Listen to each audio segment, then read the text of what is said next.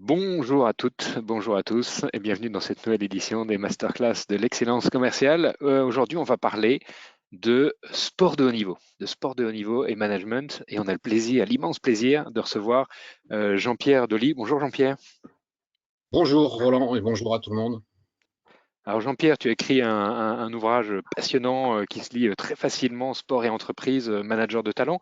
Donc on va bien sûr adresser un certain nombre de sujets que tu abordes dans ce livre. Avant de commencer, je voudrais remercier toute notre communauté vous êtes toujours aussi formidable comme chaque semaine. Aujourd'hui, vous êtes encore un peu plus de 220 inscrits. La semaine dernière, vous étiez aussi très nombreux pour écouter Virginie et Bruno Tesson qui nous ont parlé de oser être soi. Alors, oser être soi, je reprends la phrase, la citation préférée de Virginie. Ce que l'on nie nous soumet, ce que l'on accepte nous transforme.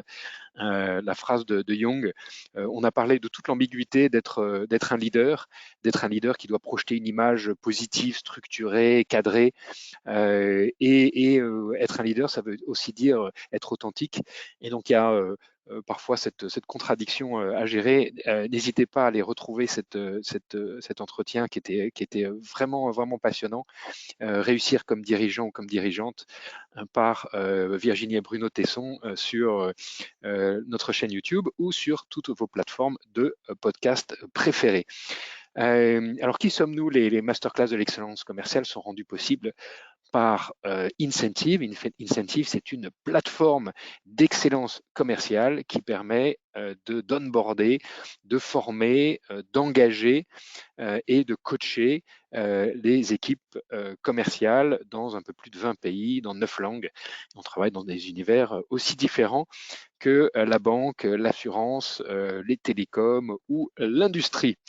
Voilà, la page de publicité se referme et on a le plaisir donc de recevoir Jean-Pierre. Est-ce que Anouk, tu peux peut-être nous faire le portrait de Jean-Pierre? Oui, avec plaisir. Jean-Pierre Dolly, vous avez commencé votre carrière chez Renault. Vous avez été directeur général de Danone en France et à l'étranger, notamment en Espagne, en Argentine. Vous êtes d'ailleurs à l'initiative de la célèbre Danone World Cup et Danone World Cup Junior, dont vous nous parlerez un peu, j'espère. Vous avez également été secrétaire général de Malakoff Médéric, une carrière très riche, très inspirante. Jean-Pierre, comment ne pas parler de sport pour parler de vous? Vous êtes un véritable passionné, tous les sports vous intéressent. Plus que le sport lui-même, c'est l'âme et les valeurs qui se dégagent du sport qui vous intéressent. Vous avez connu non seulement le sport dans l'entreprise, parce qu'au sein de toutes vos entreprises apparaît une constante, l'implémentation et l'encouragement de l'activité physique et sportive. Et vous avez toujours réussi. Vous nous expliquerez un petit peu plus tard. Vous avez également connu le milieu du sport lui-même. Vous êtes un ami d'Aimé Jacquet. Vous avez été dans le staff de l'équipe de France de football. Vous avez toujours aujourd'hui d'ailleurs plusieurs équipes cyclistes et professionnelles et autres grands projets. L'implémentation du sport dans l'entreprise et l'implémentation de l'entreprise dans le sport, c'est d'ailleurs le sujet de votre livre. Aujourd'hui, vous êtes maître de conférence à l'ESCP, vous intervenez également auprès des STAPS de Nanterre et vous êtes directeur général de Dolly Partners. Anecdote amusante, vous êtes également vigneron en Argentine. Jean-Pierre, c'est donc un honneur de vous recevoir aujourd'hui dans notre masterclass de l'excellence commerciale. Alors Jean-Pierre, après une carrière aussi extraordinaire, dont une grande partie chez Danone, tu as un regard tout à fait particulier sur cette relation entre le sport et le business. Et on n'entend pas parler de sport business, qui fait vraiment plaisir parce que finalement, c'est un regard rafraîchissant qu'on a sur les relations entre le sport et l'entreprise. Peut-être pour commencer, alors tu étais, je crois, ce week-end en Belgique pour accompagner une équipe féminine de cyclisme dont tu es le président, une équipe professionnelle avec une cinquantaine de participants. Finalement, qu'est-ce que t'apporte cet engagement au service du sport de très haut niveau dans ta vie quotidienne? D'abord, merci à toi Roland et merci à Anouk pour ce portrait. Je ne sais pas si je le mérite autant, mais on verra tout à l'heure. Qu'est-ce que ça m'apporte? Ça m'apporte beaucoup de choses. Ça m'apporte de la fraîcheur, de la proximité, ce que mon ancien patron Franck Ribou appelait du frottement. Voilà, d'être au contact sur le terrain, Voilà, parce que j'accompagne donc depuis quelques années cette équipe cycliste professionnelle, d'abord les hommes, et depuis 2 ans on a créé une équipe féminine. Et parfois on a des courses en commun, donc on vit ensemble dans le même hôtel. Donc c'est toute une organisation pour que les coureurs, garçons et filles, soient dans les meilleures conditions, à la fois bien sûr sur leur vélo avec le matériel, etc., mais aussi à l'hôtel, les chambres, la nutrition, l'alimentation, c'est très important pour les sportifs de haut niveau. Et puis une organisation au millimètre pour le départ des courses, voilà, et l'arrivée, avec briefing, pendant la course, entre guillemets, coaching des directeurs sportifs avec des oreillettes, et des briefings ensuite voilà, pour débriefer les compétitions. Et là, en l'occurrence, il y a eu 3 courses pour les garçons et 2 courses pour les filles. Voilà, dans le pays, on peut dire le pays du cyclisme, c'est-à-dire la Belgique. Alors, au cours de ta carrière, tu as beaucoup œuvré pour introduire le sport, sa culture, ses exigences au sein de l'entreprise. Alors, tu étais directeur général de Danone France, Danone Espagne, et c'est en Argentine, je crois, chez Danone, quand tu étais patron de Danone Argentine, que tu étais à l'initiative de la Danone World Cup. Est-ce que tu peux nous raconter cette aventure de la Danone World Cup? Pourquoi est-ce que tu l'as mis en place? En quoi ça consistait? Et quels ont été les bénéfices que tu as observés pour la culture d'entreprise et pour l'engagement des collaborateurs? Oui, alors une petite précision, j'ai pas été directeur général de Danone France parce que s'il y a des gens de Danone qui écoutent, ils vont être surpris. Alors désolé, mes notes sont pas bonnes. Désolé pour ça. Non, mais par contre, j'ai été, puisque beaucoup de la communauté sont des directeurs commerciaux, sont des commerciaux, j'ai été, avant de partir en Argentine, j'ai été directeur régional des ventes de Danone France pour le quart nord-est de la France. Donc je connais un peu voilà, le métier de commercial. Et donc j'ai créé le groupe, oui, en Argentine. J'étais le premier expatrié. Donc nous avons fait des achats ou des joint ventures ou des accords avec les leaders du biscuit, des produits frais et de l'eau en Argentine. Et un de mes premiers amis que j'ai trouvé sur place, c'était José Farias, un ancien joueur et entraîneur qui a joué longtemps en France et qui venait de faire les stages le diplôme d'entraîneur professionnel de foot à Clairefontaine, justement avec son ami Aimé Jacquet. Et il avait le projet de créer une école d'entraîneur en Argentine. Donc voilà, on en parlait en off, le soir, le week-end, et on a créé une école, lui faisant toute la partie terrain, donc physique, tactique, stratégie, etc., et moi la partie salle, c'est-à-dire organisation, management, RH, communication. Et donc, chaque année, il y avait un groupe d'une vingtaine, entre 20 et 30 anciens joueurs argentins qui suivaient ces cours. En 97, notre président, Franck Ribou, nous a fait le bonheur d'être sponsor du mondial. Et on a réfléchi avec José et ses entraîneurs à quelles actions on pouvait mener autour de ce mondial.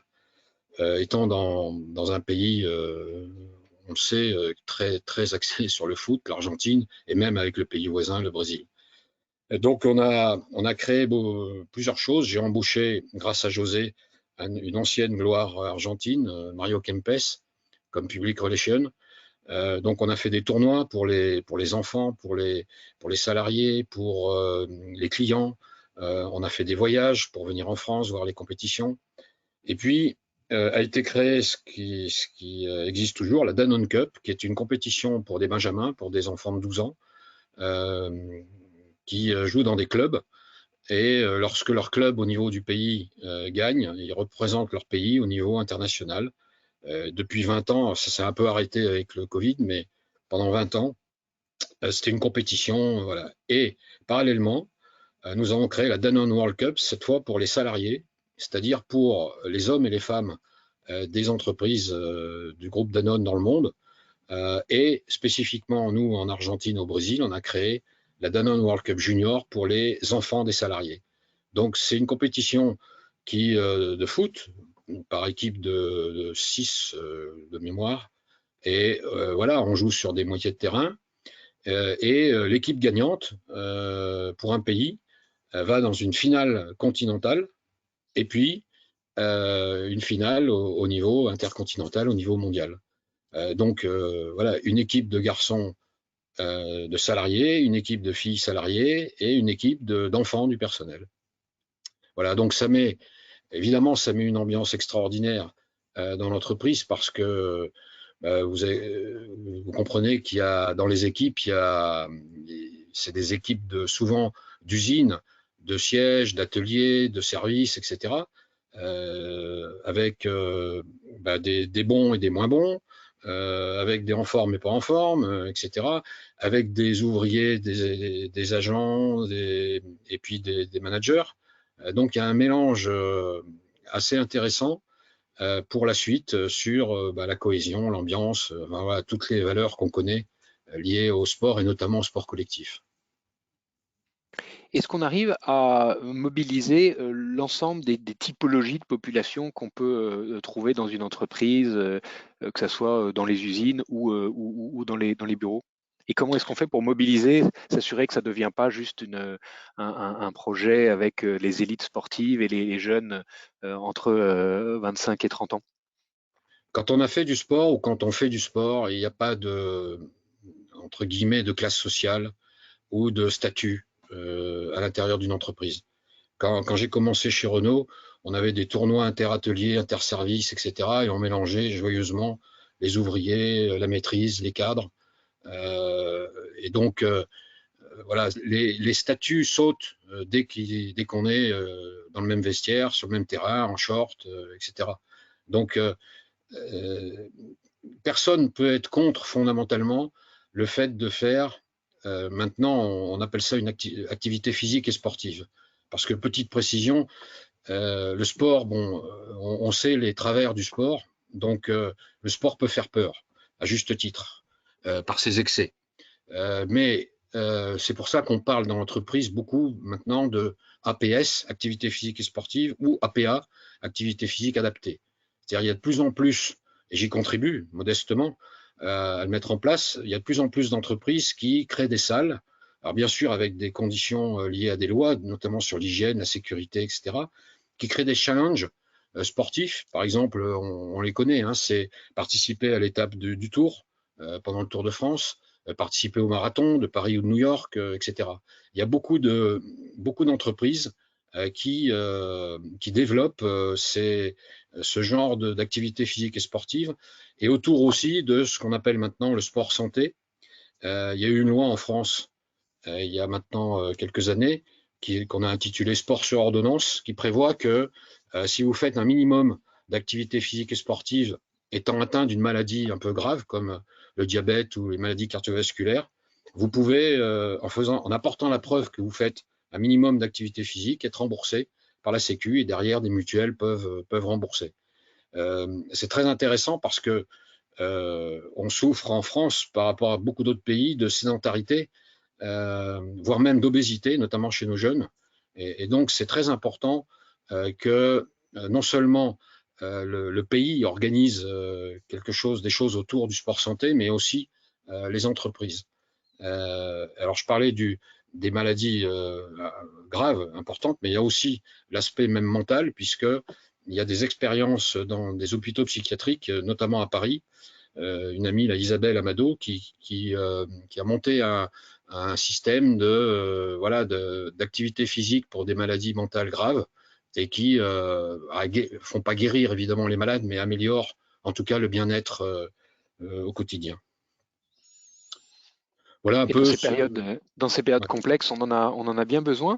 Quels sont les facteurs clés de succès d'une initiative? Si on a des directeurs commerciaux qui nous écoutent et qui se disent peut-être, voilà, quel type d'activité, quel type d'APS, activité physique et sportive, est-ce que je peux organiser? Donc tu nous as décrit, quand on est d'une grande entreprise comme Danone, des tournois internes organisés pour les enfants, pour les collaborateurs, éventuellement même en intégrant les clients. Tu as parlé de participation à un gros événement comme le Marathon de Paris. Quels sont les différents types d'APS qu'on peut organiser et quels sont les facteurs clés de succès quand on veut lancer une initiative comme celle-là? Alors, puisqu'il y a beaucoup de commerciaux et que les commerciaux aiment les chiffres, et ils ont bien raison, ils n'aiment pas que les chiffres, ils aiment les hommes aussi et les femmes, mais ils aiment les chiffres. On a maintenant les preuves d'un ROI, d'un retour d'investissement, de faire ou de mettre les conditions pour que l'activité physique et sportive soit organisée dans les entreprises. Il y a un cabinet, il y a 3 ou 4 ans, qui a fait une étude très importante sur justement les retours possibles après avoir mis en place des possibilités de faire de l'activité physique et sportive. Et bon, elle démontre assez facilement qu'il y a une baisse de l'absentéisme et surtout qu'il y a une meilleure compétitivité et productivité individuelle et donc collective au final.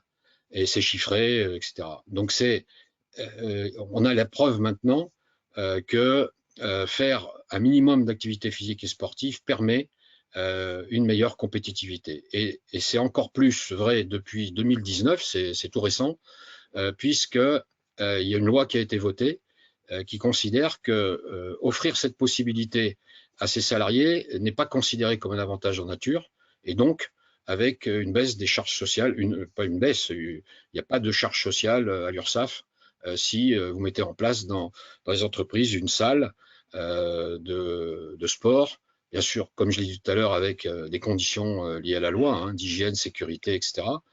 Mais voilà, donc c'est de plus en plus prisé par les entreprises, les petites comme les grandes d'ailleurs, et au-delà des entreprises, même par les territoires. Par exemple, il y a des municipalités qui, pareil, ont mis en place des accords pour que les salariés de la commune puissent bénéficier d'une heure, 2 heures, 3 heures, enfin, selon les mairies, pour faire du sport pendant le temps de travail.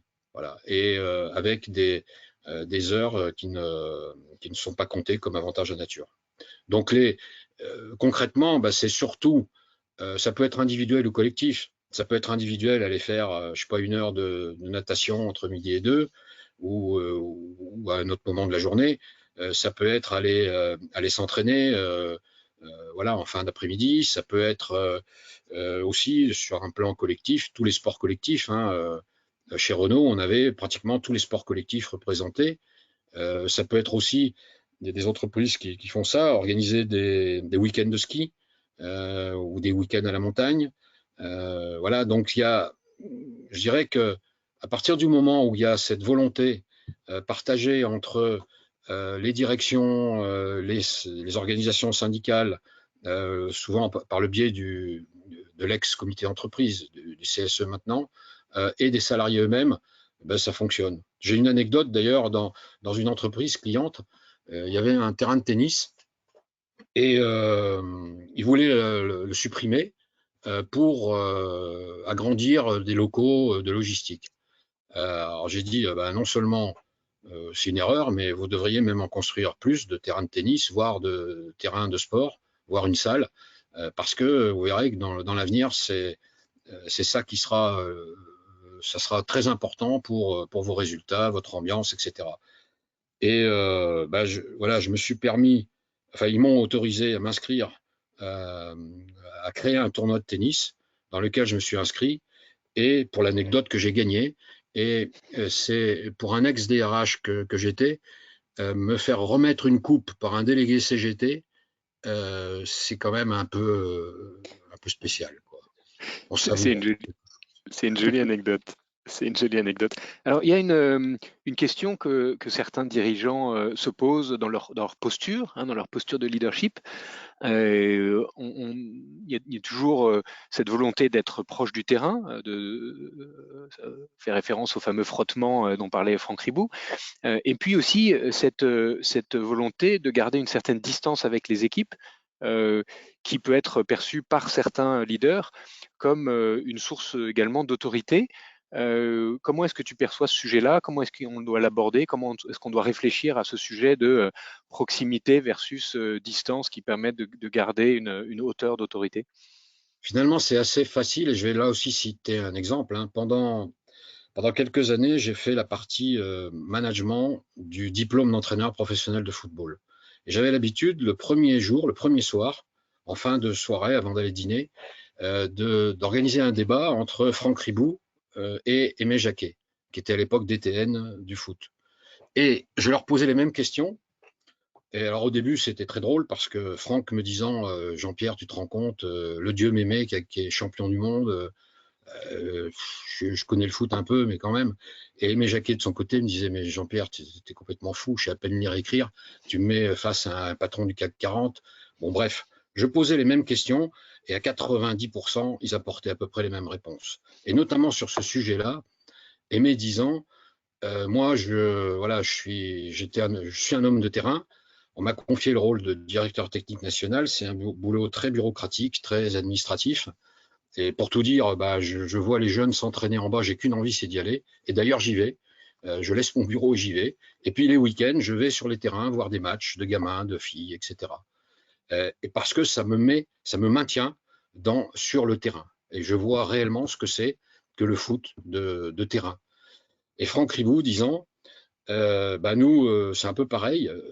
Un salarié de Danone qui voyage en voiture, en train, en avion, etc., entre le moment, par exemple, un avion ou un train, la gare ou l'aéroport et le site dans lequel il va y avoir une réunion, dans un hôtel, s'il n'y a pas de lieu de Danone, ou dans une usine, eh bien, on s'arrête dans un magasin et on fait ce qu'on appelle un store check, c'est-à-dire on regarde chez un distributeur, on regarde nos produits, où ils sont positionnés, à quel prix, les produits concurrents. Si la crémière est là dans les rayons, on l'interroge. S'il y a des gens qui sont en train de faire leurs courses, on les interroge.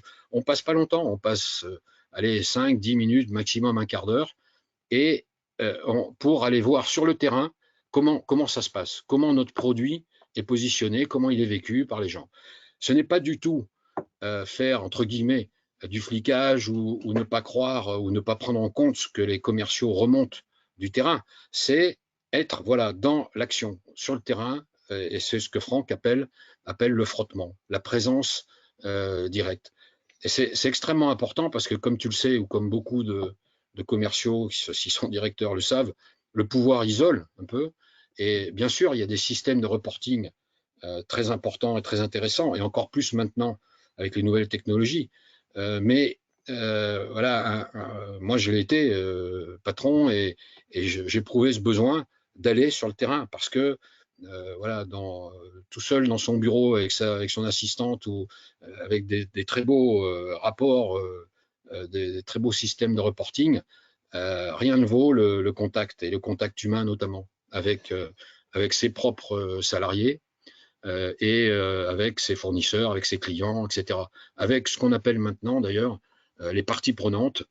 Et de plus en plus, je suis pas le seul, des organigrammes, non pas avec, vous savez, les cases avec des flèches, système un peu militaire, mais avec des ronds, en mettant au milieu, par exemple, un comité de direction ou une entreprise ou une équipe de foot, et autour, quelles sont toutes les parties prenantes. Et on se rend compte de plus en plus que ces parties prenantes sont justement très prenantes pour les gens qui sont au sommet, pour le DG, pour le comité de direction. Et donc, si on ne va pas sur le terrain soi-même, et si on n'a pas un système de reporting efficace et efficient, ben on peut passer à côté de ce qui se passe réellement, notamment dans ces parties prenantes, qui peuvent être à l'intérieur de l'entreprise, comme les organisations syndicales, etc., ou à l'extérieur, comme les clients, les fournisseurs, les maires des villages, etc. Alors on va aborder un autre sujet qui est celui du management des sportifs de haut niveau. Il y a des entreprises qui décident, pour encourager cette culture sportive, cette culture de l'échange, cette culture du partage, d'embaucher des sportifs de haut niveau dans leurs équipes. En quoi est-ce que l'embauche d'un sportif de haut niveau diffère de l'embauche d'un candidat traditionnel et comment est-ce qu'on gère, comment est-ce qu'on on pilote, comment est-ce qu'on manage un sportif de haut niveau avec toutes ces contraintes qui doit trouver cet équilibre entre ses engagements sportifs et ses engagements professionnels? Alors, en France, c'est plus compliqué qu'ailleurs. C'est un des French Paradox, un des nombreux French Paradox. Vous allez dans les pays anglo-saxons, et c'est connu, hein, on peut mener à la fois une carrière d'étudiant et une carrière sportive. En France, c'est très compliqué. Ça a toujours été très compliqué, ça l'est. Il y a eu quelques progrès, mais ça l'est toujours. Donc, ça ne prépare pas les étudiants à faire beaucoup de sport et ça prépare pas les sportifs de haut niveau à suivre des études, ne serait-ce qu'une sensibilisation ou un vernis, etc. Alors, il y a quelques parcours maintenant qui existent quand même, que ce soit dans le secondaire, Absolument. que ce soit avec même des écoles d'ingénieurs comme l'INSA à Lyon qui ont des parcours Exactement. spécifiques pour les sportifs de haut niveau. Donc on évolue pas mal sur ces sujets. Exactement. Mais c'est un rattrapage, entre guillemets, qui se fait plutôt en fin de carrière du sportif et qui le prépare à aller vers la transition vers l'entreprise. Mais l'entreprise se heurte à son histoire, à son identité et à la nature de son activité. Exemple commercial, il y a très longtemps, les commerciaux, par exemple des entreprises à vocation sportive, les marques par exemple, embauchaient des anciens rugbymen, des anciens footballeurs, etc., qui n'avaient aucune formation ni universitaire, ni même technique. Aujourd'hui, c'est complètement impossible. Il faut, pour être commercial dans une entreprise, il faut quand même avoir fait un minimum d'études de commerce ou de vente ou de négociation pour pouvoir être opérationnel. Et donc, un sportif qui arrive dans une équipe, il ne va pas être, entre guillemets, rentable et efficace tout de suite. Par contre, il va apporter beaucoup de choses à l'équipe. Il va apporter tout ce qu'il a accumulé dans sa carrière de sportif de haut niveau, au niveau technique, au niveau préparation, au niveau persévérance, abnégation, enfin toutes les valeurs qu'on connaît de l'entreprise, le travail en groupe, la gestion des conflits, la gestion des crises, la gestion de l'échec, tout ce qui fait qu'un sportif de haut niveau a réussi, mais aussi a échoué dans sa carrière de sportif. Mais en revanche, voilà, s'il a tant de tonnes de yaourt à vendre ou de temps de contrats d'assurance à signer à la fin du mois, comme ses collègues, c'est sûr qu'au début, il va pas être aussi efficace. Donc, il y a des solidarités qui s'installent entre dans une équipe, voilà. Et je l'ai vu moi dans beaucoup d'exemples. Et entre autres, il y a paradoxalement il y a une loi en France qui permet de le faire pour ce qu'on appelle le handisport, le parasport. C'est-à-dire, il y a une loi en France, elle est connue, mais pas de tout le monde, qui prévoit que chaque entreprise de plus de 20 personnes doit embaucher 6% de personnes handicapées.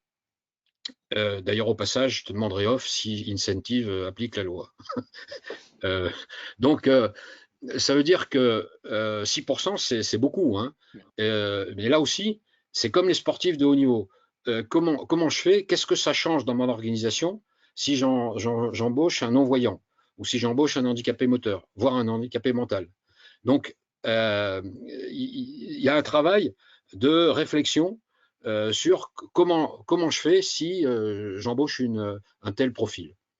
Et la loi pousse certaines entreprises à le faire, puisque sinon, ils payent des taxes qui, heureusement, sont reversées à des associations qui s'occupent des personnes handicapées. Mais voilà, celles qui l'ont fait, et j'en connais quelques-unes, elles sont très heureuses parce que ils continuent ils sont toujours sportifs de haut niveau, donc ils ont évidemment un horaire adapté, mais ils sont soutenus par leurs collègues, par leur hiérarchie.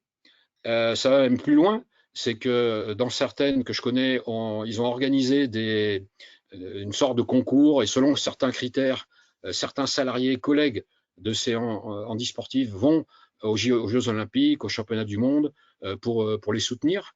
Voilà, donc il y a des choses qui sont en marche de plus en plus. Tu as raison sur le plan des universités ou des écoles de commerce. Il y a des entreprises qui embauchent des sportifs de haut niveau, pas suffisamment encore. Et il y a des entreprises qui embauchent aussi et pas seulement en fin de carrière, mais en cours de carrière, avec évidemment des horaires adaptés.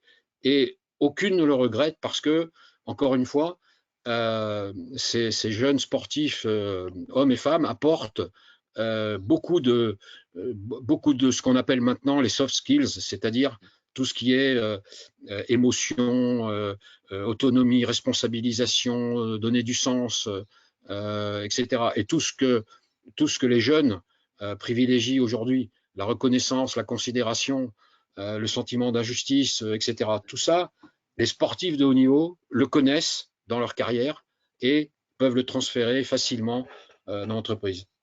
J'ai essayé, moi, j'ai essayé chez Danone, je l'ai fait, hein, de faire venir dans des conventions des ventes, par exemple, des sportifs de haut niveau, et pas seulement 1 heure pour raconter leur carrière, mais participer à la journée de comité des ventes. Et c'était très intéressant d'écouter les dialogues entre des jeunes ayant fait des études, mais n'ayant pas été aussi loin qu'ils l'auraient espéré dans le sport, et des sportifs de haut niveau qui regrettaient un peu de ne pas avoir fait des études pour pouvoir être au même niveau. Et c'était passionnant de ces échanges entre ces deux populations. Je conseille aux commerciaux qui nous écoutent de le faire, mais pas de le faire en faisant venir nécessairement une star du sport. Il y en a qui sont brillants. Daniel Herrero, il a été partout et c'est un poète, on l'écoute pendant 1 heure et demie. Bon, mais so what, qu'est-ce qu'on en fait derrière? Par exemple, dans des implantations régionales, il y a toujours des sportifs de haut niveau de tous les sports qui sont connus régionalement. Vous les faites venir dans une réunion, dans une convention qui dure une demi-journée, une journée. Je peux vous dire que ça, les commerciaux, ils repartent avec les poils qui se hérissent. Relation entre entreprise et sport de haut niveau, qu'est-ce que l'entreprise peut apporter? Donc le sport de haut niveau apporte beaucoup à l'entreprise. Qu'est-ce que l'entreprise peut apporter au sport de haut niveau? Quelles leçons peuvent être tirées pour les managers de centres d'entraînement ou les directeurs techniques? Voilà, qu'est-ce qu'on peut retirer de cette relation dans l'autre sens? Alors, voilà, ça c'est intéressant parce que c'est ce que je fais surtout maintenant depuis une dizaine d'années. D'abord, je l'ai fait dans le foot, maintenant dans le cyclisme, et puis dans d'autres sports aussi. J'ai eu l'occasion de travailler un peu pour le water polo, par exemple. Bon. J'ai fait 10 ans de water polo. Ah ouais, il faut faire attention. Un club sportif, une fédération, ce n'est pas une entreprise comme les autres. Donc, si on veut plaquer directement ce qu'on a appris dans l'entreprise, on se plante. Et il y en a beaucoup qui se sont plantés. L'entreprise, c'est quoi? C'est de la R&D, du marketing, du commercial, du droit, de la gestion, de la compta, etc. Et aussi, c'est une organisation, c'est une vision qu'on appelle maintenant raison d'être, c'est une stratégie, c'est des valeurs, c'est des systèmes, et puis c'est des moyens financiers et humains. Et donc, quand on décline ça, quand on connaît, comme la chance que j'ai eue moi dans le sport de haut niveau, c'est quoi? On peut améliorer les choses en recrutement, en définition de fonction, organigramme, les parties prenantes dont j'ai parlé tout à l'heure, les systèmes d'évaluation, voilà, même si elle est très critiquée, contestée aujourd'hui dans les entreprises, elle demeure quand même sous une forme ou une autre, parce que les gens ont besoin de savoir ce qu'on pense d'eux. Et les managers ont besoin de dire à leurs salariés ce qu'ils pensent d'eux également. Qu'est-ce qu'on fait encore? Conduite de réunion, gestion des crises, gestion des conflits, l'intelligence artificielle aussi. Voilà. Et tout ça, si on l'adapte intelligemment, entre guillemets, au monde du sport, on voit tout de suite les bienfaits. Voilà, quand j'ai organisé, par exemple, des séances de briefing, de préparation, pardon, d'un match en amont avec le staff et rester après le match pour débriefer ce qui s'est passé et ne pas réinventer les choses à chaque fois, etc. C'est des choses, ça, la prévision, l'anticipation qu'on connaît dans l'entreprise et que le sport ne connaissait pas ou ne connaît pas encore dans ces grandes largeurs. L'aspect RH, par exemple, dans les fédérations, dans les clubs, il est encore en pointillé dans beaucoup d'endroits. Parce que voilà, c'est la technique qui a pris le dessus.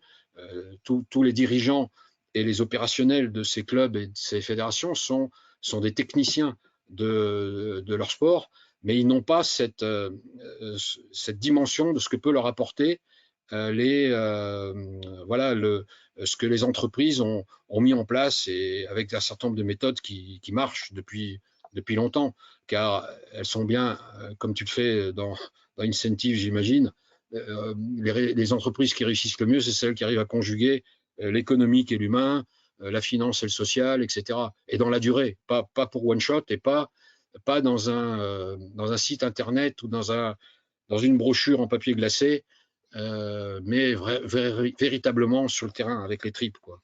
Et où les gens s'y reconnaissent et où le développement de ce qu'on appelle maintenant la marque employeur eh bien, est très importante et favorise l'entreprise, ne serait-ce que pour recruter, par exemple.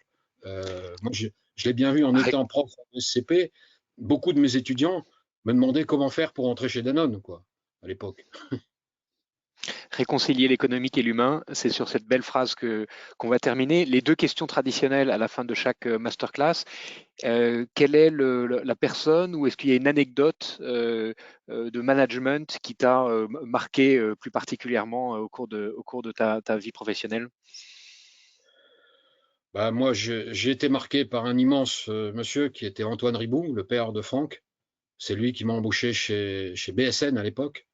Euh, et des anecdotes, il y en a plein avec lui, parce que c'était un monsieur qui incarne vraiment ce que j'ai écrit dans la conclusion de mon livre, que pour bien manager, il faut appliquer la règle des 3 H, c'est-à-dire l'humanisme, l'humanité, l'humain, l'humilité, la modestie, voilà, parce que même si on est premier, on n'est jamais sûr de rester premier. Et troisièmement, l'humour. Et Antoine Ribou avait évidemment les 2 premières, mais aussi il avait l'humour. Et pour citer juste 2 petites anecdotes, les plus anciens s'en souviennent, mais il a été le premier et le seul homme d'entreprise à participer à une émission qui s'appelait L'heure de vérité, qui avait lieu le lundi soir de mémoire. Donc on était un certain nombre à avoir préparé des questions. Bien évidemment, il les avait pas. Peut-être qu'ils avaient lu, mais comme ça rapidement. Il a fait comme d'habitude. Il a fait de l'Antoine Ribou. Il a cité toutes les marques du groupe. On avait de la bière à l'époque, Cronenbourg, Evian, etc., Danone. Et nous, on s'amusait à mettre des bâtons. Et au bout d'un moment, le journaliste lui a dit, mais Monsieur Ribou, vous savez que la publicité est interdite à la télé, et surtout une heure de grande écoute à 8h30. Mais lui, il a dit, bah, écoutez, vous me demandez de parler de mes entreprises, mais mes entreprises, c'est des marques, donc je parle de mes marques. Et à la fin, il a sorti un carambar de sa poche et dans tous les journaux, le lendemain, il y avait Antoine Ribou à la une des journaux avec un carambar à la main. Alors pourquoi y en a-t-il pas eu après d'autres managers? Simplement parce que il fallait appeler SVP pour poser des questions ou donner son avis sur comment on avait trouvé les hommes politiques qui passaient avant lui là, dans les autres émissions. Et lui, il avait fait exploser les compteurs. Il y avait 100% de satisfaction. Et donc, pour pas vexer nos hommes politiques, l'émission, les dirigeants de cette émission, les organisateurs de cette émission en étaient restés Antoine Ribou comme patron.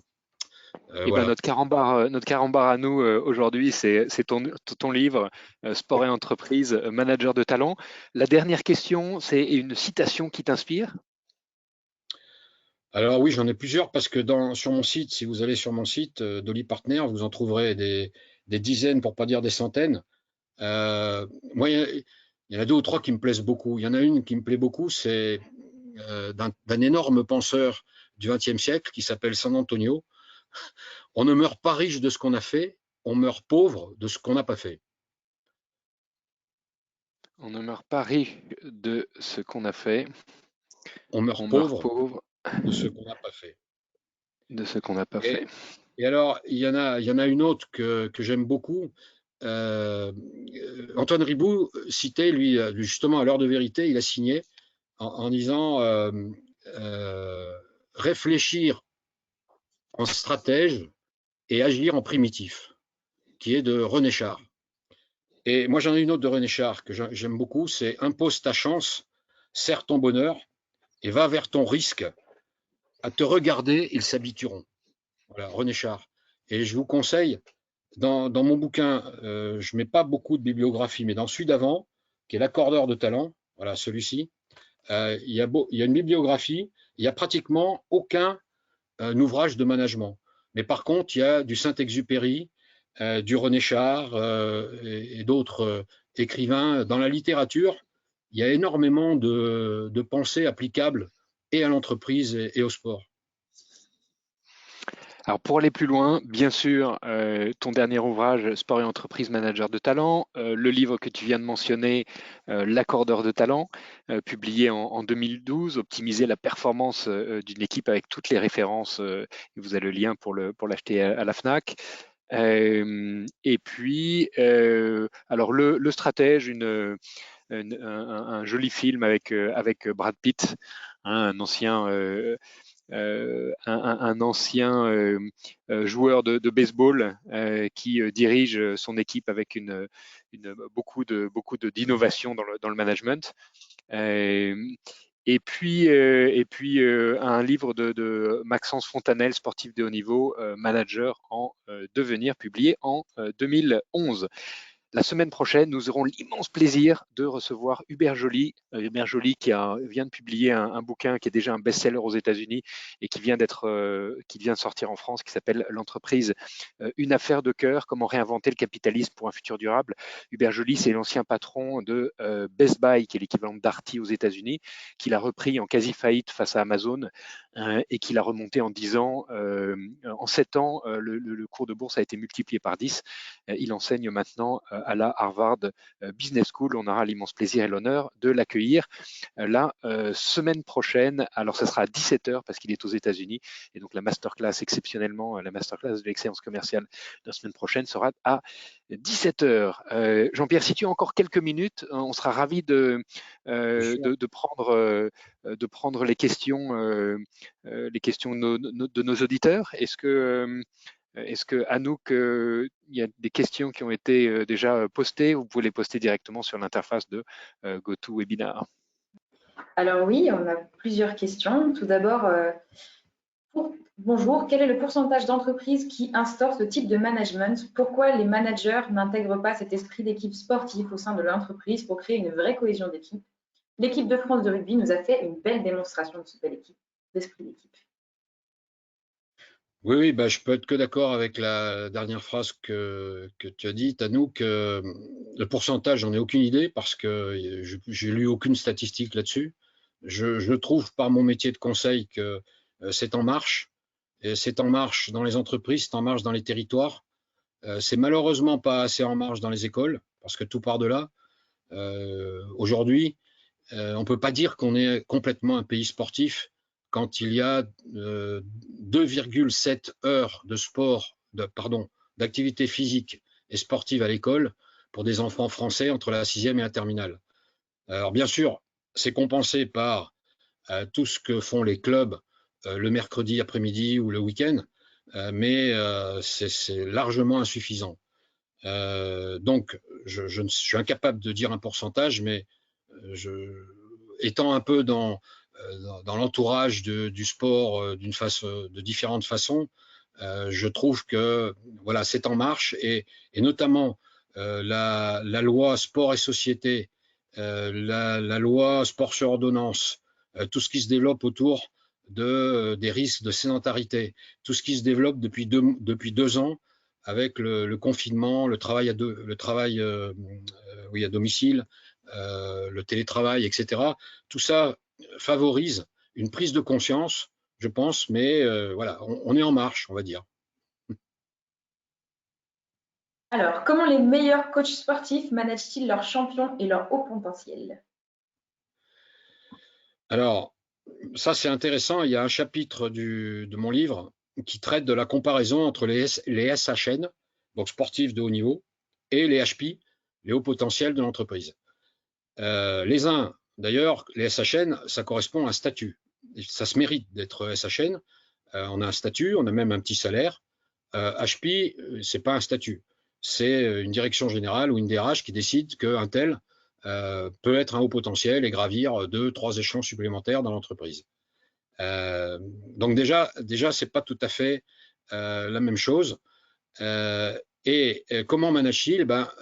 Je me suis amusé, c'est l'objet du premier livre que j'ai fait, L'accordeur de talent.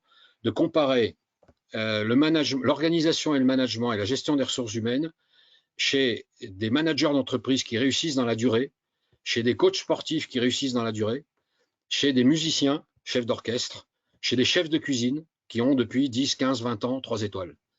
Et j'ai découvert qu'il y a 5 actions, attributions, etc. qu'ils font et que tout le monde ne fait pas. Et encore une fois, pour réussir dans la durée, one shot, tout le monde est capable à un moment donné de faire une réussite une fois. Mais plusieurs fois et dans la durée, ils ont tous d'abord un projet. Ils ont un projet, donc avec une vision, une raison d'être, etc., appuyé sur des valeurs. Et elles sont connues. Comme on dit maintenant, ils donnent du sens à leur activité, à leur projet. Deuxièmement, ils sont très attentifs au choix des hommes et des femmes. Et surtout, en ne prenant pas les meilleurs. Aimé Jacquet et Franck Ribou, dans le débat dont j'ai parlé tout à l'heure, disaient la même chose. Aimé Jacquet, j'ai pas pris les meilleurs. Et d'ailleurs, il n'avait pas pris à l'époque pour être champion du monde les deux des meilleurs joueurs français, qui s'appelaient Ginola et Cantona. Franck Ribou a dit la même chose. Pour constituer mon COMEX chez Danone, j'ai besoin de 8 personnes. Mais j'en ai 10, 15, 20 qui pourraient être candidats.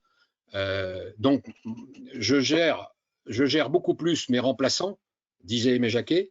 Je gère beaucoup plus ceux qui pourraient être au COMEX qui ne le sont pas, pour qu'ils n'aillent pas à la concurrence déjà, en leur confiant des missions importantes, et éventuellement même en leur donnant des primes, pourquoi pas.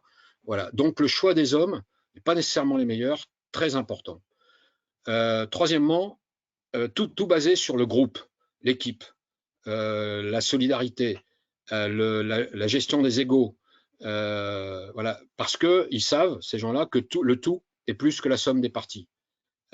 Si vous allez visiter un jour une cuisine étoilée, vous verrez ce que c'est que le tout est plus que la somme des parties. Quand les gens arrivent, et certains en sont à l'entrée, l'autodessert, etc., c'est un mouvement, une organisation incroyable où le manager a bien conscience que tout cela est un travail d'équipe. De même, le chef d'orchestre qui arrive un lundi pour un concert un mercredi, alors qu'il a quasiment jamais vu les musiciens, là aussi, il faut vraiment que ça soit au petit soin. La quatrième chose que j'ai découverte aussi, c'est le talent, oui, mais le travail. Le travail. Et les grands managers travaillent peut-être pas plus en temps, mais mieux que les autres. C'est-à-dire qu'ils ont, et même les sportifs de haut niveau, on le sait dans le rugby, par exemple, Wilkinson, qui faisait des entraînements spécifiques, il a été copié derrière. Platini, qui tirait des coups francs en mettant des cibles immobiles pour tirer les coups francs. Le plus célèbre aujourd'hui, c'est Renaud Lavillenie, l'ex-champion du monde de saut à la perche, un garçon qui n'a pas un physique extraordinaire. Il a fait un stage, un sautoir à la perche dans son jardin, à Clermont-Ferrand. Voilà. Alors, c'est pas pour s'entraîner en plus de ce qu'il fait sur le stade, c'est pour tester des intuitions qu'il a, et plutôt que d'aller prendre sa bagnole, aller au stade, etc., il le teste tout de suite. Voilà. Et les grands managers ont aussi cette intuition d'aller voir ce que font les autres, d'être des éponges, d'aller lire, d'aller voyager, d'aller découvrir, etc. Et donc, ils transfèrent ça dans leur entreprise et dans leur management. Donc, le talent, oui, mais le travail, surtout. Et enfin, dernièrement, le dernier point, c'est, fort de ce que je viens de dire aussi, de s'inspirer des autres, il donne droit à l'erreur. Mais il donne vraiment un droit à l'erreur. C'est pas une intention. Voilà. Quand tout est organisé autour de la vision, la stratégie, l'organisation, etc., s'il n'y a pas d'innovation, de créativité et de droit à l'erreur, voilà, tout le monde fait à peu près la même chose, quoi.